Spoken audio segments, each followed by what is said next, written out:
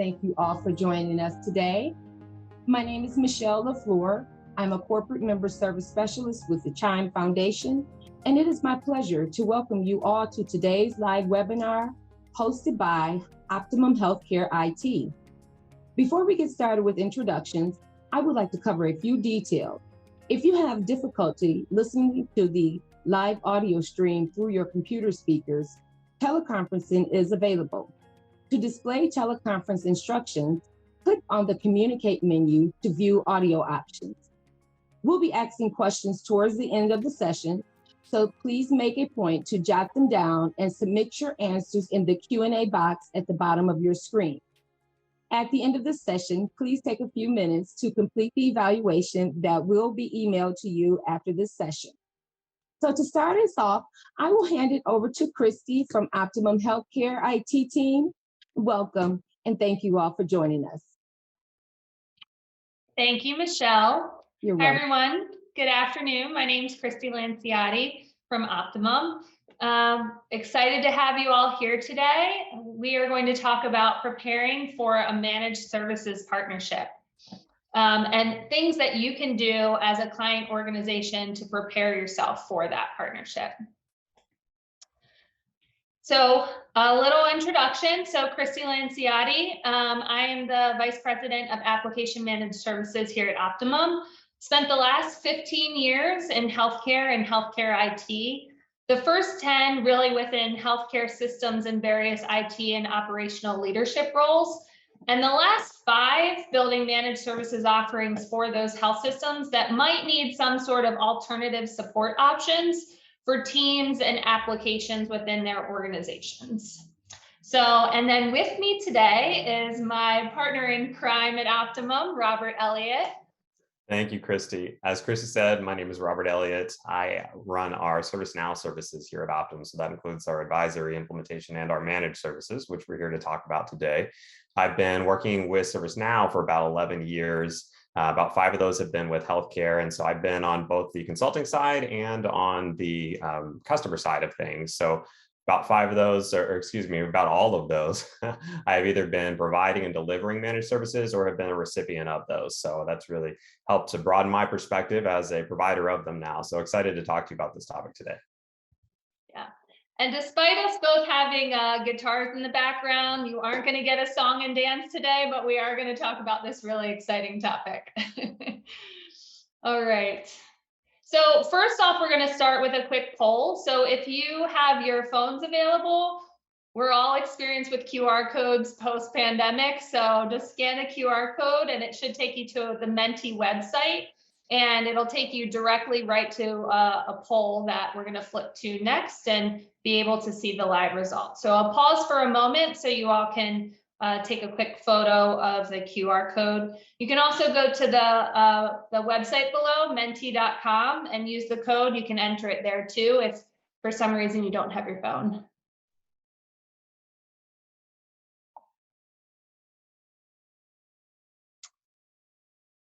All right. So I'm going to flip to the next slide. We'll see if we have any results in here. All right, so are you currently using a managed service or have you used one in the past? So 3 of our attendees, this is great to know in terms of speaking to our audience, are currently using a managed service. 1 in the past and another has never used a managed service. So we've got a great variety here today to speak to different topics within preparing for a managed service. So there is a follow-up question in there if you move to the next question. So if you currently are using a managed service, if you're willing to share what application or area it may have been for. Oh, perfect. Okay. Epic application support, infrastructure and help desk, and security. Great. All right. Thank you all so much for participating. So as for our agenda today, we will do a short introduction to Optimum and the managed services that we provide. Then we'll talk a little bit about selecting a managed services partner and what goes into that. And then we'll dive into best practices to prepare for support, and then best practices for leveraging that support. And then we will close with another just short poll. It's actually the next slide on your phone, and then do some closing and questions, Q&A afterwards. All right, so quick overview of Optimum for those who aren't familiar. We were founded in 2012. We're based in Jacksonville Beach, Florida. Provide consulting services to over 175 clients nationwide, everything from advisory to traditional staff augmentation. We now have ServiceNow, our ServiceNow practice, which Robert runs, as well as technical services. 500 plus consultant resources deployed. And really what we're built on is an executive leadership team with deep knowledge of clinical, rev cycle, operational, all within the healthcare space. I think that's really, important, especially with us being a healthcare consulting firm. So, and of note, in 2021, we were actually provided the Chime Foundation Partner Award for our program around Optimum Career Path. So again, just an overview of our services. So those EHR services, which managed services is included in, technical services, advisory implementation to cloud, ServiceNow, Optimum Career Path, which is a new talent acquisition strategy where we take new grads contract to hire with organizations and put them through a Chime boot camp and a technical track boot camp. And then our ERP services, again, advisory, implementation, and managed services, which leads us to the next slide. So a little bit of a more specific overview of Optimum's managed services and where we provide those. So we do managed services within the EHR and clinical application space. So everything from tier 2 Epic support, clinical help desk. We also provide training managed services for our clinical EHRs. And then we also provide ERP managed services for those large ERP systems that most healthcare organizations are using, as well as managed services, which Robert is going to speak about a little bit for ServiceNow. Yeah, so the clinical application focus obviously indicates that most of the work that we do is healthcare oriented, but it's a little bit more of a differentiator on the ServiceNow side. So we are a healthcare provider focused and healthcare provider specific partner with ServiceNow. We do offer services across the different application areas from more of a SaaS point of view that ServiceNow provides on the platform, and we also develop custom solutions that leverage that ServiceNow platform. Robert. So I want to talk a little bit about how managed services are distinct from more of a traditional consulting contract type approach to leveraging services. So the first thing that I'd like to call out is that you get access to a broader team. You span more capabilities, more experience and knowledge than you would if you were bringing on named just a handful or even a single individual in a named role. So you can get the same amount of capacity, but leverage broader capabilities, skill sets, and knowledge. So that offers some advantages over that approach. You get more of a high touch service. It may be the case that you need to escalate to a more senior role for certain activities. Maybe you need part of an architect's time to help build out more complex solutions, to review designs that you have in place, or even to serve as an escalation point for complex issues that you encounter. Could be the same kind of thing on a program side, and you need some leadership consulting as a part of your engagement. So depending on the agreement that you set up with your managed service provider, you can get access to those things without having to put in the expense of bringing on a specific named resource at that level who's going to cost a lot more and have them full time if that's just not what you need. You're really looking for maybe a quarter of their time or something like that. That's something that you can do within a managed service. You also get a layered management structure. So you're not interacting with every single one of those contract type, staff type resources on an ongoing basis, unless you want to. You have the ability to have a single liaison who's going to be your point of contact, who's going to help serve if you do have needs for escalation, you need to realign your resources. You'll have that layered management structure with a managed service versus specific named resources across your team. In addition to that, there's so much more of a partnership focus. you bring somebody on into a staffing consulting type role for 6 months, maybe 12 months, whatever the term might be, they know that they're going to be supporting you for that term. You may have folks who are really engaged and invested and support your long-term mission and your outcomes, and that's great, and that can absolutely happen and does. But with a managed service, it's in everybody's mutual interest to make sure that you're succeeding long-term. There's more of a focus on enablement. There's more of an expectation, hey, we're going to be here with you for the long term. We want to make sure that everything that we set up for you is going to leave you and us in good shape as we continue to build out and solve for your outcomes and create a successful program. So that said, I want to talk a little bit about selecting a partner. So selecting a managed services provider, and the way that we see it is really about relationships, right? You know, we talk about these long-term partnerships, which really starts with a really good established relationship. So, and we think about it in layers, right? So layer one is, maybe, for example, a firm may be known for being a low-cost provider or having a really great technical reputation, but you want to go beyond those surface level elements to determine if they're a good fit. So I think about this in terms of the value equation, so quality over cost. So, and that quality is more than just the technical ability. So there are other pieces that fall into the quality piece of that equation that takes us sort of down into layer two when you're evaluating and selecting a partner. So layer two is that deeper level that really speaks to how the organization is going to operate on a day-to-day, month-to-month basis. So it gets into assessing experience, leadership ability, communication and transparency comes with that. And then maturity of the SLAs and their service level agreements. So, and a lot of this will start to bubble up to the surface as you're having initial conversations with different managed services providers. I like to call them partners. And you'll start to see, okay, where are they in terms of layer one? Where are they in terms of layer two? And then we get into that deeper level of the layer three, which speaks more to partnership and thought leadership. So with this organization, as you're evaluating them, is there a focus on culture? And not just your culture, but also their culture, and then how those are going to fit together. Has the firm gotten creative in how they have partnered with others in the past? Can they give examples of different problems they've solved or ways that they've operated differently based upon the needs of the organization? Are they keeping up with industry trends? And then what's their service mentality? So are the executives engaged and invested in the success of the partnership?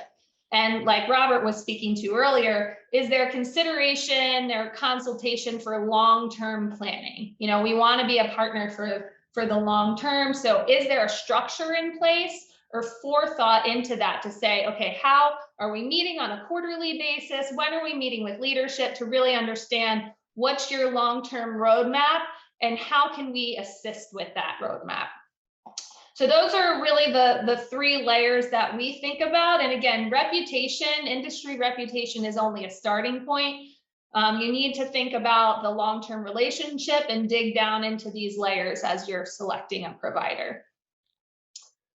So once you have a provider selected, we'll get into sort of the preparation for that support. So your managed services partner is going to be doing a lot of things to make onboarding seamless, right? That's the ideal. But there are some important things around communication, processes, and services initiation to cover internally with your own organization to make sure that you're ready to receive that managed service and that you're starting off with a solid foundation and a really solid first few steps forward. So talking about communication. So really the most important part of preparing your team for managed services support is communication. A lot of misinterpretation can occur if it's not done properly. So we all know, you know, the word outsourcing, right? So when we think about managed service, and the dirty word is outsourcing historically, or at least to, maybe the analysts or team members on that team. So it's really important that we get that message right. And of course, that communication is going to depend upon the culture and scope of the support, but generally the principles are the same. So the two biggest questions to ask yourself is, the who and the what. And then ultimately the when and how will be dependent upon your own cultural factors, but the who and the what are the two big pieces. So we think about this in sort of a top-down way. So first of all, stakeholders in leadership. So not just your IT leadership, but your operational leadership. All of those should be involved in some sort of at least high-level communication around what's happening with your managed service. I also like to include customer leadership in this. So I said operational leadership, but also, the clinical leadership, the customers of those that are receiving this. It's good to have them in the loop. Again, depending on the size and the scope of the engagement, as it makes sense. And then, of course, your directly affected teams, right? So we want to make sure that the teams know that this is coming. And then other downstream teams. So if this is an Epic engagement, so other IT departments like security or hardware or others that will interact with that team at some point. And then for each of those, the question then becomes, what needs to be communicated to them? So first and foremost, we think about education. So what is a managed service? What is it not? So making sure that they have that baseline understanding of what this partnership is and what it looks like. And then the purpose and the plan. So I think about this in terms of sharing the vision, understanding the why, why did we do this? And I think it's really important for leaders to communicate that from a leadership perspective, but then also drill that down to the affected teams for the what's in it for me? Why is this good for me? How does this help me? So a lot of times we help our clients message it in the way that this managed service is coming in and they're going to take off this day-to-day work, the keeping the lights on maintenance sort of activities. So we can invest in you as our team member with more education, another certification, whatever it is, to work on these new projects that are coming up. And that really benefits us as a whole, as an organization, in terms of cost savings versus bringing in, a high-level consultant. We want to invest that money in you as our employee instead, to train up and do sort of new and exciting sorts of things. So the what's in it for me at the different levels, and then ultimately more of as much detail as you can give, depending again on the audience, but who's involved, who is the partner, what is their reputation, what has our partnership look like up until this point, and then details like the length of the term, and then ultimately the next step. So what do the next 1 to 3 months look like, 3 to 6 months, and then what does the long-term vision again look like in terms of the timeline? So that's the first part of communication. The second other large element is culture. So I talked about culture a little bit earlier in terms of those levels, but one thing that organizations can do in preparing for a managed service is really have a good understanding of your culture, and then be able to communicate that to your partner in a succinct way. So things like communication style. So how does your team communicate with each other? What are the norms around that? Are they using Teams? Are they using Slack? Is email generally the preferred form of communication? Does no one pick up the phone? Do you call each other? Those sorts of things are really helpful to communicate to your partner, so that we can integrate and really just become part of that culture. Even simple things like, how do you celebrate wins, right? Because when we think about creating a collaborative team in any sort of environment, it's the celebrations together that really bring teams together. So if we can understand how you celebrate wins, how you celebrate each other, again, we want to adopt that and become part of that with your team. Stress and conflict, so the other side of the coin. How do you manage stress and conflict? How do you escalate things up the chain? How would you like us to assimilate to that?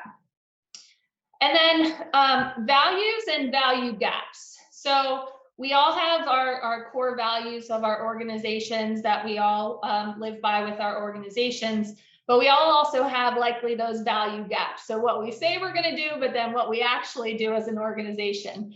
So if there are any of those that exist that we should know about in order to avoid pitfalls in our partnership, that's really helpful to be able to, again, succinctly say. We don't have to have, a 3-hour conversation about it, but just some of those things to be aware of. And then team experience and composition, right? So is your team brand new? They're all newly certified. Are they, 75% remote? They've never met face to face? Or is this an organization that is rural and all of the team members have been there for 15 years and all come on site on a regular basis? So understanding the dynamic of that team composition and being able to communicate that to your managed services partner is really helpful for us. And again, in assimilating to that culture. And then lastly, customer culture. And so how do you interact with your customers? What has that relationship been like historically? So that way we can, again, avoid pitfalls or make sure if there are key stakeholders within your customer base, that whenever that key stakeholder comes through in a ticket or anything else, that we are on top of that and giving them our 150% level of service to make sure that, we are helping you to build whatever sort of customer relationship is your ideal.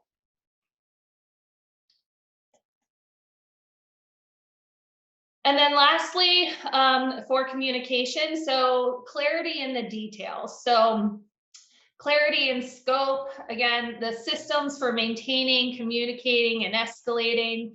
And then how are we measuring success, right? So I think about success in terms of KPIs and making sure that those are defined at the outset of the engagement.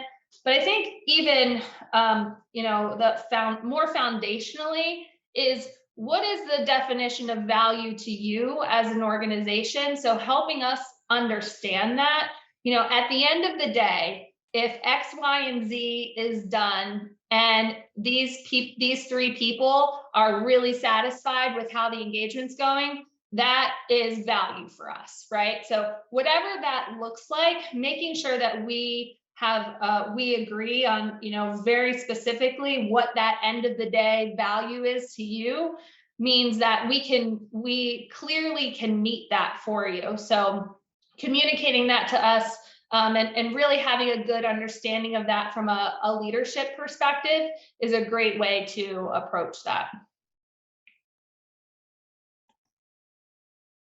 So I'm going to move on to preparation in terms of process. So one of the biggest things always, so access, preparing for access. So it usually is one of the biggest pitfalls and really onboarding in most organizations, not every, a lot, some of them have it done very well, but so making sure your access team, again, is one of those downstream teams that's aware that this is happening, and then saying, will this vendor access be different than other vendor access? So will they need more than a traditional consultant, but less than an FTE? Will the team need access?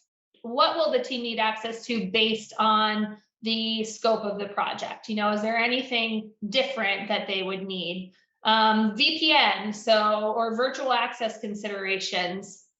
Are there requirements around hardware? Other systems and databases they need to have access to in order to function properly. So if there's on-call included in this, do they have access to whatever that system is in order to make sure that we're kicking things off on the right foot? And then process. So process preparation. So escalation paths and handoff processes. So the more that your team can have prepared in terms of documentation of these processes, the better. Now, if some of those things aren't documented, at least understanding that they're not, and maybe you don't have great process around that, and that's okay. Part of us coming in as a managed service provider is to be advisory on some of these maintenance and best practices. So having that list of questions around process to say, hey, we don't have a great process or documented process around this, but we'd love to get your knowledge and experience on it to help us build that. So having just a little bit of preparation around that is really helpful. So things like I started listing off escalation, change management, if you have any end user satisfaction processes, things like ITSM tools and knowledge bases, screen sharing tools, and any other sort of training plans that make sense for the managed services team. All right, and documentation that kind of just falls in line with process and making sure that all of that is documented and is able to be shared with us, or where documentation lives, that sort of thing. Just being succinct in communicating where all of that is available. So once we have all of that done, the next thing we're really going to think about is initiating support. So there are some things that an organization can do thinking about preparing for a kickoff and initiating support. So the first is agreeing upon that agenda for a kickoff agenda and the takeaways. What do we all really want to get out of this kickoff? And then what are we going to take away from it? And how are our team members going to feel after it? So we agree upon that agenda.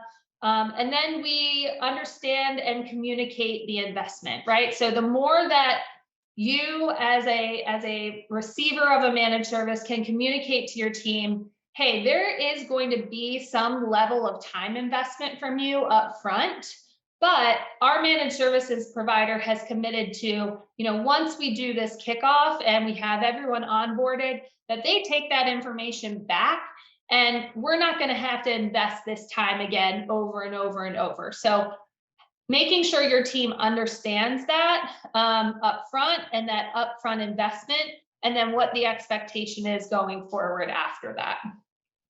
And then there's just things like logistical planning. So making sure, if we're going to have, if the client team is going to be in a room with a virtual kickoff with our team, all the logistical planning around that, making sure that the WebEx meeting has enough seats for everyone in it, those sorts of planning things for the actual kickoff.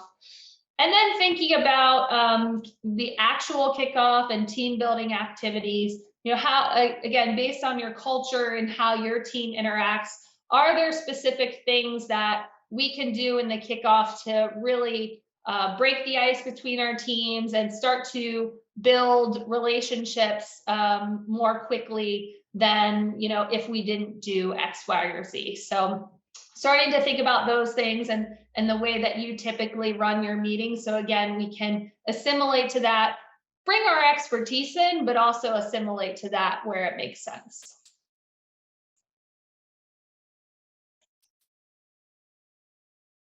All right, so once we have a kickoff, then we're going to move into our day-to-day support, and Robert's going to talk about leveraging that support going forward.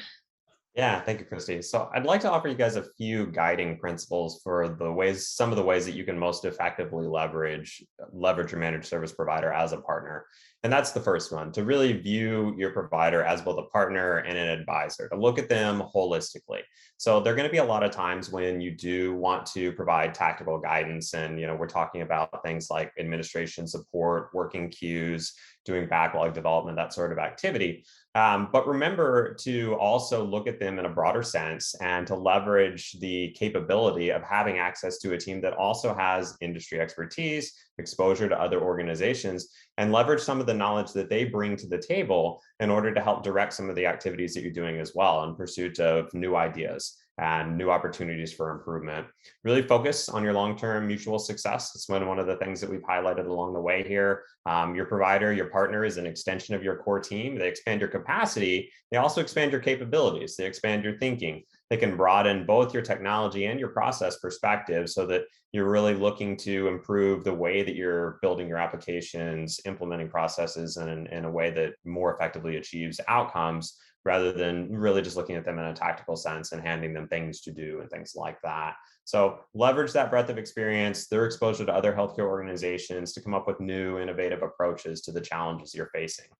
One example of an organization that we've worked with is the Academic Medical Center, and we came in to do some development work for them against their backlog. So valuable but tactical work. Over time, we were able to build up trust and a strong rapport with them and really help to look at what they had licensed within the application scope we were working with. This was with ServiceNow, and identify areas where we could build up the roadmap and achieve their outcomes more effectively with what they were already paying for and grow that. And one of the things we did with that was to help them to onboard affiliate organizations that they had signed an agreement with into the ServiceNow platform, build out that plan, implement that plan, go ahead and execute against it. And so it went from a very tactical backlog development type activity to a larger partnership and really helping to enable them against outcomes. And I'd encourage you to look at whomever you use with your managed services provider in that way and allow them to help you in that way. Second, take full advantage of the scope of skills and capabilities available to you. So from the tactical support and administration aspect to development, but also into process expertise and architecture and program strategy and leadership. And this is going to depend in part on the nature of the agreement that you have in place and the type of roles that are available to you, but really look at those possibilities. Definitely expand your capacity for delivering development and administration support, but also improve your processes that are aligned with your technology deployment so that you're facilitating something that's more efficient, that's more effective, and you're moving forward rather than just keeping the lights on. You can create overall architectures that better scale, and you kind of create a bit of a cycle with your managed services partner in that if you create better solutions, better designed solutions, you lessen your overall resourcing needs by doing so, and it actually helps your overall resourcing picture that you brought in the managed services partner in order to address in the first place, right? Third, lean on your partner to support you continuously as you evaluate and refine your roadmap. Organizational objectives, your strategic priorities are going to be shifting over time. The constraints and the context that you're operating within are going to be changing. So your departmental needs are going to be changing. Really look to the team for insight into technology capabilities, the latest technology that's out there, industry trends, and the application of both of those to your program and to your application portfolio in order to better achieve your objectives. Really partner to build something new, but something that aligns with where you're going and what you need as an organization. An example of this one that we've run into is an academic institution that was working within the platform, the ServiceNow platform on the university side. And the health system side really needed to do things in a different way. They had needs that were unique to the health system side, as we all know is the case, and needed to move away from that. So we initially started with them again in a tactical sense, but alongside of that, did some assessment work for them in order to help them to understand, okay, this is how we can get up and standing on our own and more of an advisory roadmap type perspective and work to execute upon that. So look at the expansive capabilities of the team and really lean on them as a partner. Jump to the next one. Yeah, Robert, just real quickly, I kind of wanted to tie back. So the scope of skills, taking full advantage of the scope and skills available to you, and leaning on your partner. I think we see a lot of organizations where this is sort of a pitfall, right? So, maybe you have a narrow-ish scope, or you have employees that are, not willing to give up work in particular, or other areas that really could benefit from utilizing the service and the skills and capabilities of the team. But I think that goes back to what I was talking about earlier with laying the foundation of communication around that. So if that communication is a little more widespread from the kickoff and understanding what this service can do and what this service can provide, and maybe it doesn't have to be the actual application team, the FTE team, but at least the managers over that team and the leaders in those areas, then they understand, hey, there's a team over here that could actually flex and maybe help this team over here. So that's where that foundation of communication really plays into, leveraging your partner downstream. Yeah, thank you, Christy. 100% agree with that. The leadership sponsorship is key to this, and then the marketing to the individual teams as well, so that folks don't see it as a threat. They really do see it as an extension in a way that they can do more with their programs, be enabled, gain more skills and knowledge from that team, and work alongside of them. Yeah.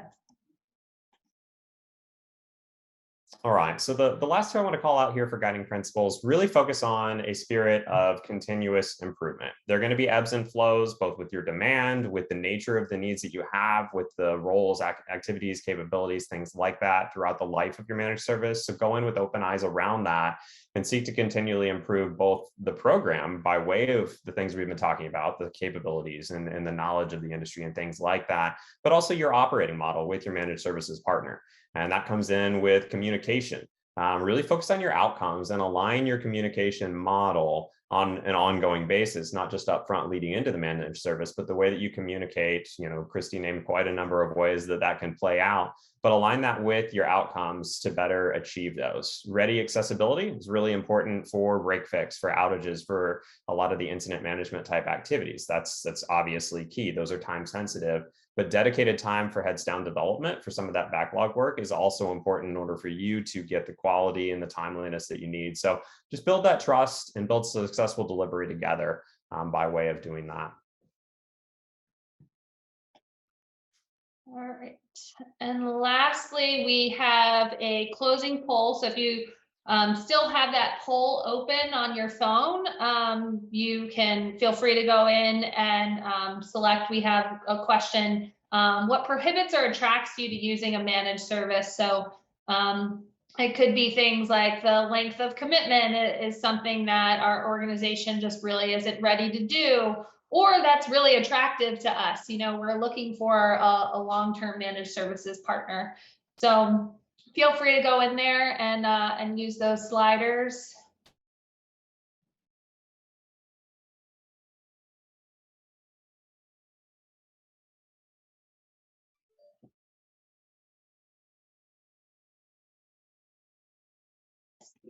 If might be able to go back to the QR code too if you need it again. Oh, awesome.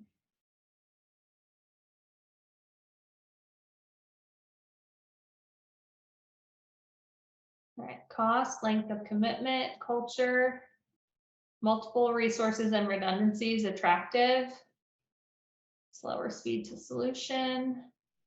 Yeah, that makes sense. And flexibility in scope and scaling. Flip back to the QR code too, just in case anyone needs that again.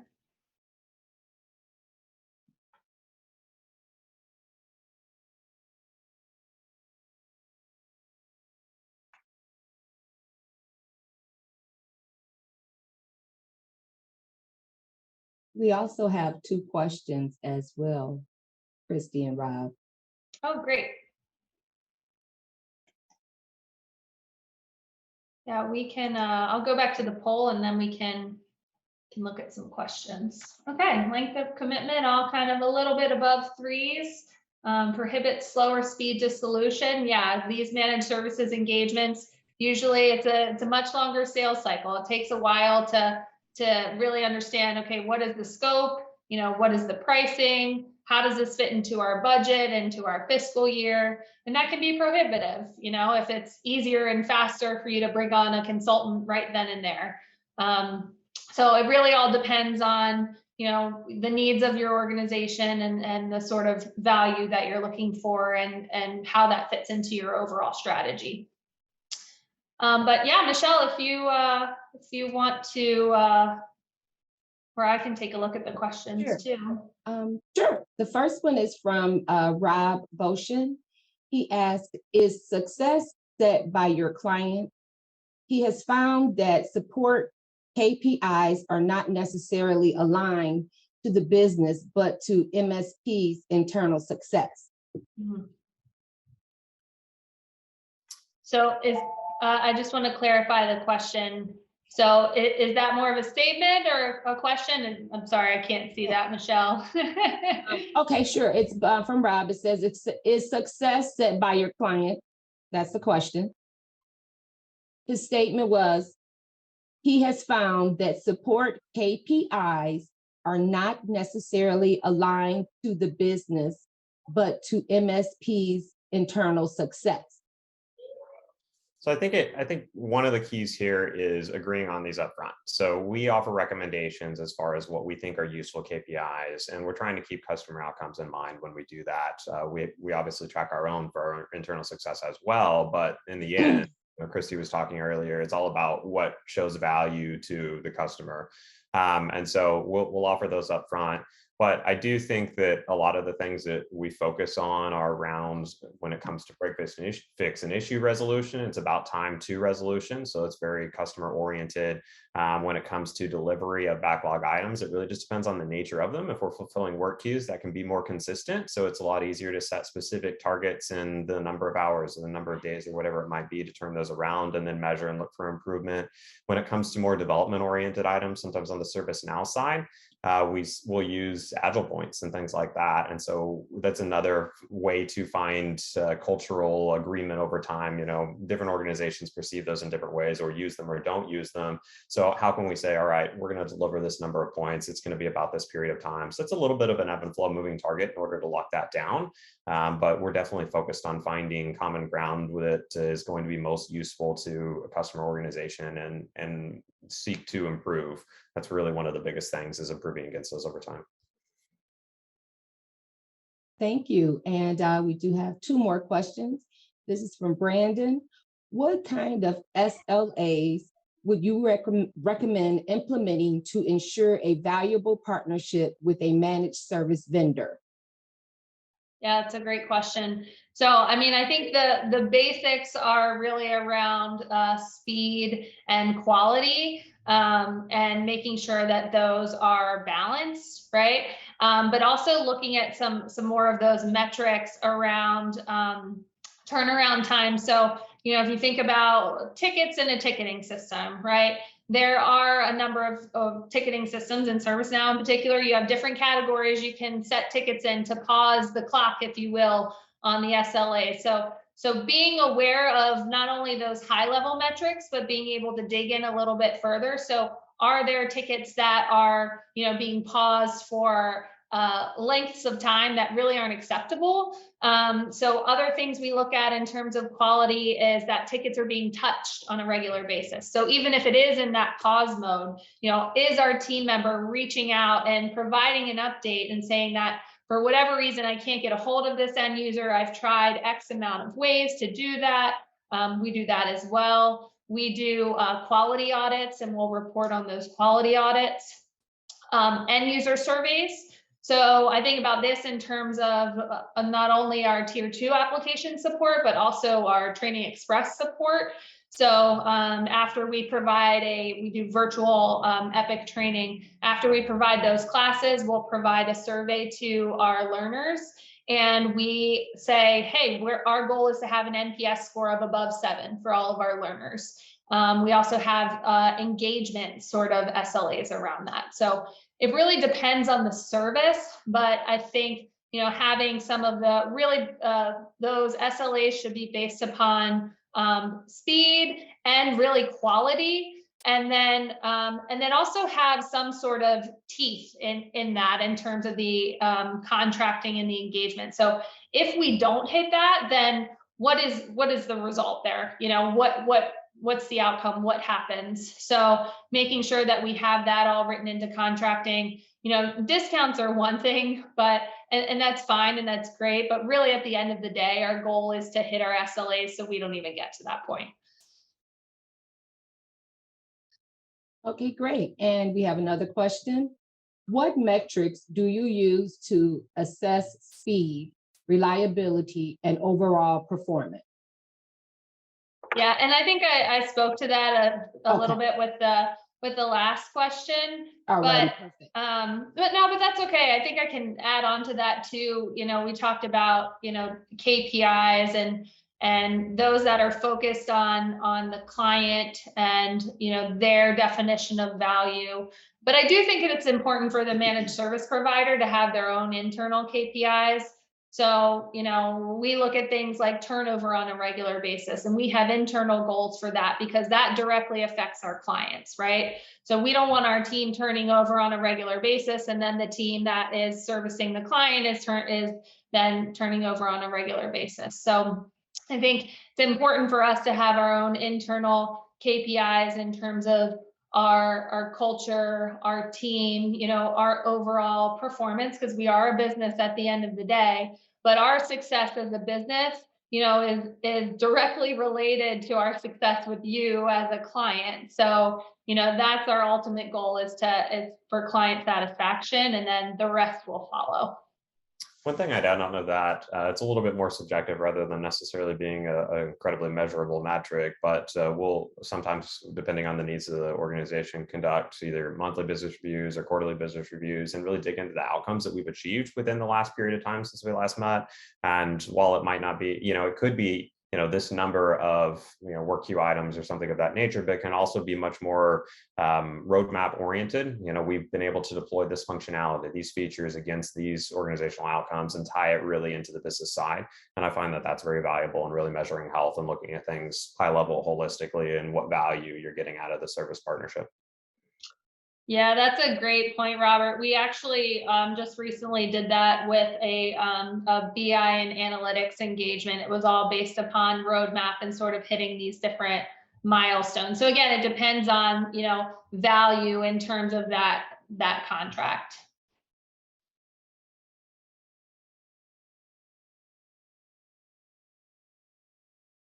Any other questions, Michelle? Thank you. Let's see. I do see something else here in the Q&A box. Question is, how do you address supporting physicians and staff that need assistance while seeing patients?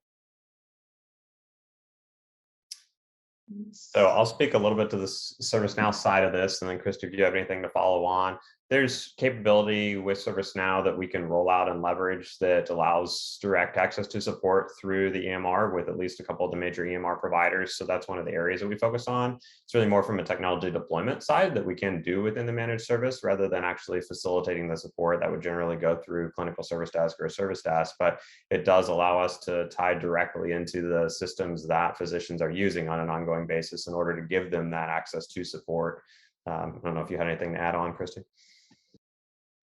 Yeah, that is a great segue into really our clinical service desk, and that's our offering where we support end users that are going through their day-to-day and run into an issue and need immediate support. So the clinical service desk, we sort of scope out separate from the traditional technology service desk that is really that EHR focused. And so we staff that with either certified trainers, credentialed trainers, or we staff them with certified staff, and they're able to answer those really most of the time workflow questions, and then escalate if need be to a builder or a build team if it's a true break fix.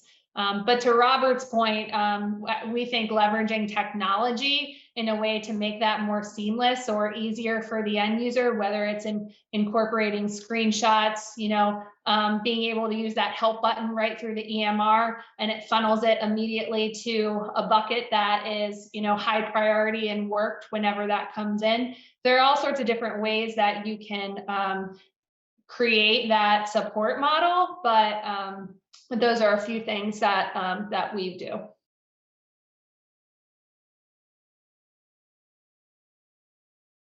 Okay. Well, there are no more questions in the Q&A box or chat.